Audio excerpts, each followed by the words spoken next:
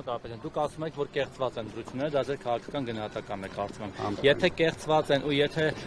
ԿՀ-ն էլ օրինակ ձեր դիմում մեժի, ՍԴ-ն էլ մեժի, որը տեսնում ենք ովքեր են, չէ՞, այնտեղ ղեկավարները։ Դե ուրեմն Հայաստանում կգնաք խորհրդարան։ Ոչ լեգիտիմ։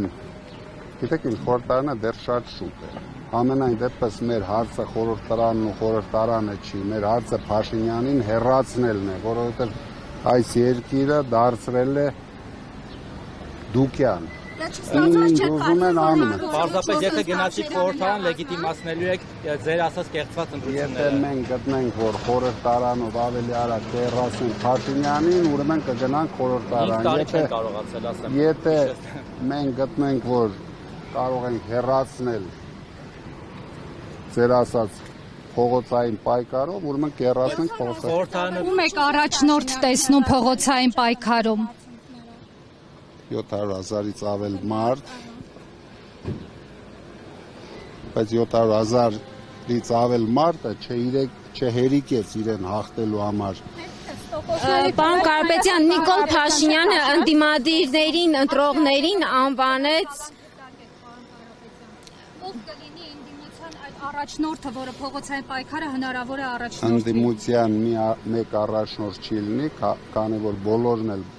ուժվել են Փաշինյանի նախընտրական պայքարի քաղաքականությունից, բոլորն էլ պետք է մասնակցեն։ Մանդատ վերցնել։ Դե հիմա դիմել ենք սահմանադրական դատարան, հետո կգնահատենք հաջորդ քայլերը։ Իսկ ԲՀԿ-ի անցնել չանցնելը։ Գործող սահմանադրական դատարանը հնարավոր է, որ ընտրությունների արդյունքները անվավեր ճանաչի, հա։ Այս պահին գործող սահմանադրական դատարանի կազմը հաշվի առնելով։ Եթե իրենք խելք ունենան, ուզեն Հայաստանում լեգիտիմ իշխանություն լինի, մենք առաջարկում ենք երկու պայման։ Եթե Փաշինյանը վստահ է, որ ինքը հաղթել է, այսքան ապօրինություններից հետո գնում ենք երկրորդ տուր։ Նայեք, որ հիմա դուք հաղթեք, ձեզ էլ մեղադրում են, ասում են, այդքան հիմա անմեղության կանխավարկած Դե մեղադրում են, բայց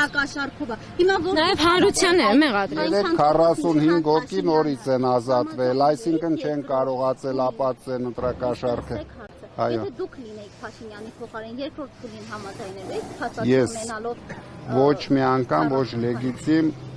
կառավարություն չեն ձևավորի, իսկ ինքը բոլորից լավ գիտի, որ ինքը եթե հիմա ձևավորեց կառավարություն, դա լինելու է ոչ լեգիտիմ եւ շատ մեծ փորձանքներ է բերելու մեր երկրի։ Ոչ, ընտրակաշառքներով իհարկե լեգիտիմ չի։ բազմաթիվ մարդկանց եք գրանցել, հիմա ինչ։ Դե եթե գոնե մեկ դեպք կապացեն, հիմա հայտարարություններ են անում, բառադի հայտարարություն։ Երեք Փաշինյանը հայտարարում էր ոչ մի։ Երեք Փաշինյանը ասում էր ոչ մի։ Դուք կարծում եք ձեր են արդարացրել բանին Գագիկ Ծառուկյանին։ Այն նույն ձև օրինակ վաղը որ ձեզ արդարացնեն կամ ձեր թիմակիցներին, դատավորները արդեն կաշկանդվելու են, ասեն կամ փող եք տվել որ արդարացրել են, կամ էլ չեն արդարացնի վախենալով Փաշինյանից։ Հիմա ինչ հույս ունեք դատական համակարգից այս դեպքում։ Ես հույս չունեմ։ Ամբողջությամբ ապօրինի քաղաքական որոշումներ են կայացվում։ Ինչի հույս, ոչ մի դեպք չկա, որ գոնե 1% կարելի ինչ-որ մեղք ապացուցել։ Պարոն Կարապետյան, տպավորություն կա, որ դուք վաբանկ եք գնում, հիմա ոնց որ փակուղու առջև եք կանգնած եւ կամ պետք է կտրուկ մենք վաբանկ գնայինք, հենց առաջի օրը ամենամեծ հնարավորությունը ունեինք վաբանկ գնալու, չգնացինք, որտեղ ուզում ենք օրինական ճանապարհով դա անենք։ Եվ մի բան էլ, Նարեկ Այդ կարամ մի հատ գաղտնիք ունենամ ես, այդ մեկը գաղտնիք է։ Ձեր թիմակիցների հետ հանդիպել եք, խոսել եք այս մասին։ Դե իրենք գիտեն։ Պարոն Կարապետյան, մի բան էլ։ Ի վերջո, որ չստացվի, կարող է այդ ձեր գաղտնիքին դիմեք գնաք այդ ճանապարհով։ Ինչ եք անելու։ Ընդունել բոլոր